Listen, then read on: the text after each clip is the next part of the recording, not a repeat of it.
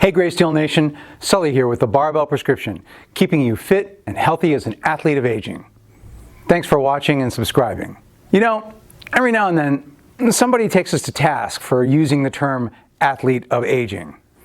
The objection is always strictly semantic, fastidious, sclerotic, and, well, obtuse. As in, wow, dude, you entirely missed the point. For example, you can find this response on our YouTube channel. I don't think you're quite right. Yes, if someone's participating in these physical activities and training for something, they are engaging in athletic training.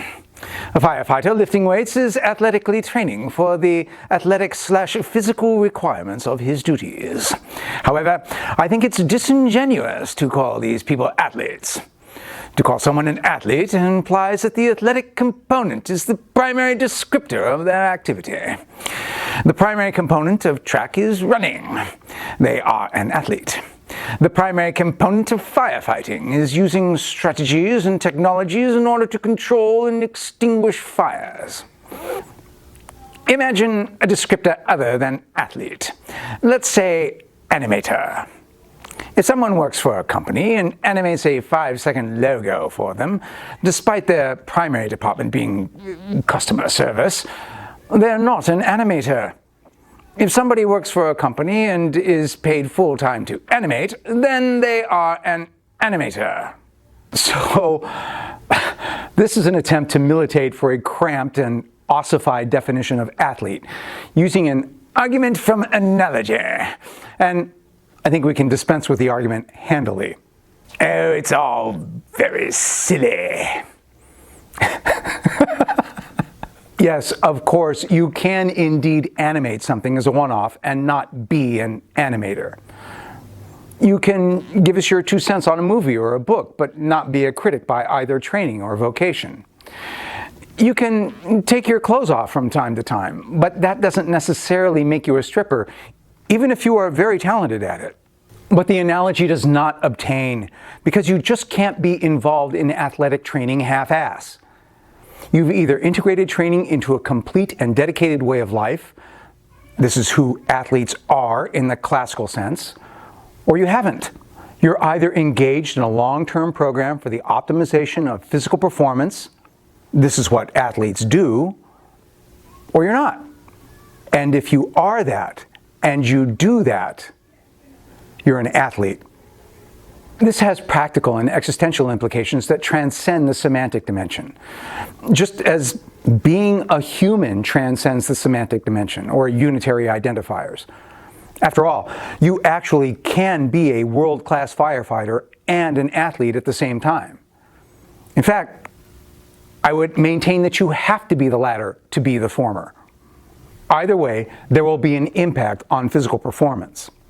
Consider our approach to injury. Everybody sustains an injury at some time or another, and athletes and exercisers are far from immune.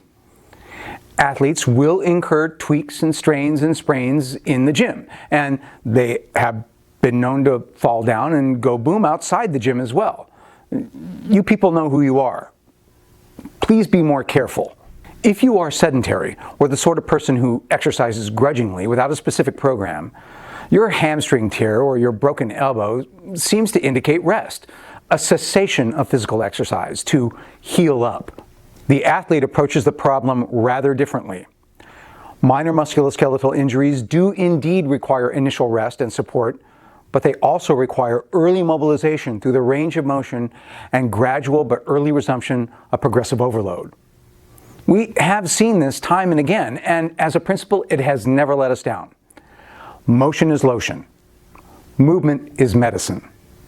Broken bones and serious ligamentous injuries also require rest and recovery, sometimes for protracted intervals.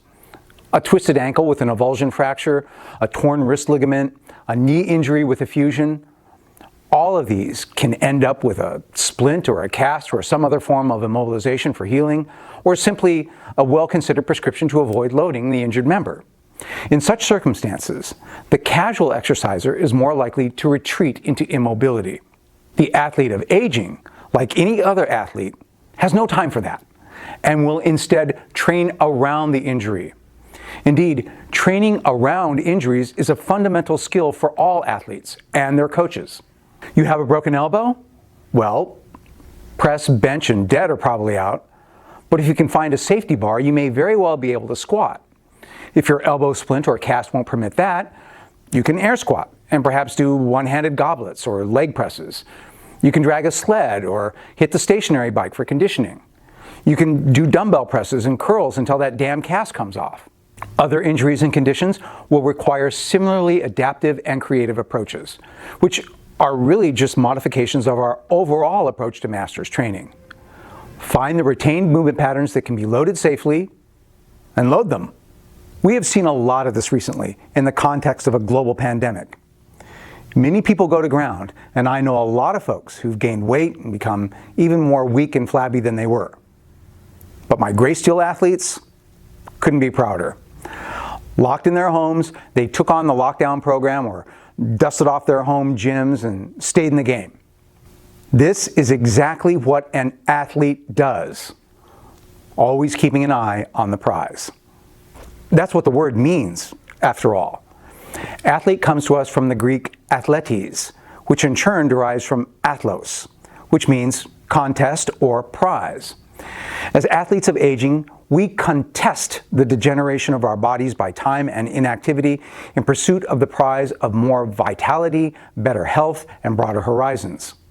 As I've said many times, the athlete of aging is the most extreme athlete of all, engaged in the contest with the biggest stakes against the most implacable and deadly opponent there is. Compared to a 93-year-old man doing goblet squats and Romanian deadlifts alone in his apartment during a global pandemic to retain his hard-won strength, I think LeBron James and Patrick Mahomes are sissies. Nothing will dislodge our identities as athletes of aging. Not the unstoppable arrow of time, not tweaks and injuries and illness, and not the language police. Keep your eyes on the athlos, go forth, and train. Stay tuned. We've got more great content for the athlete of aging coming right at you.